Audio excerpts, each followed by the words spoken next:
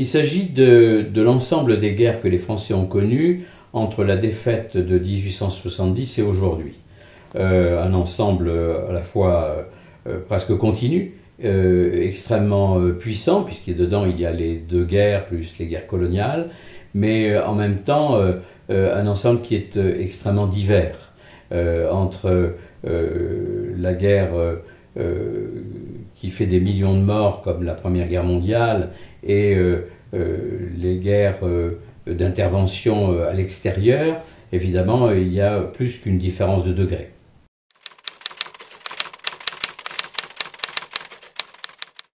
Il s'agit en effet de tous les Français, parce que pour faire la guerre, il faut des gens qui sont susceptibles de la faire, et en particulier, il faut des soldats.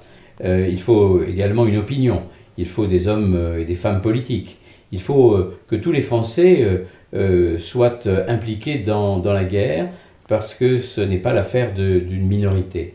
Et donc, on voit comme il est important de demander aux opinions de se mobiliser. Et évidemment, on pense à la veille de la Première Guerre mondiale, ou en tout cas, même si ce n'est pas tout à fait la veille, bien avant, la préparation des consciences, la préparation des esprits, ce qu'on a appelé la paix armée, une paix armée psychologique qu'on va retrouver un petit peu partout, mais en même temps, il y a son pendant, et qu'on va retrouver durant toute la période, les opposants déterminés au conflit, les pacifistes qui ont aussi place dans cette histoire-là.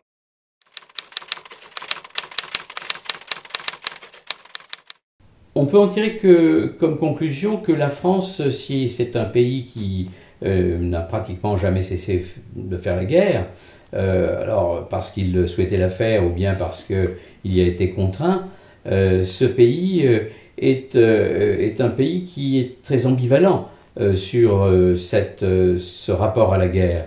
Un pays guerrier, un pays fier de ses armes, mais en même temps un pays qui souvent, ou pour une partie de son opinion, s'est excusé d'avoir fait la guerre.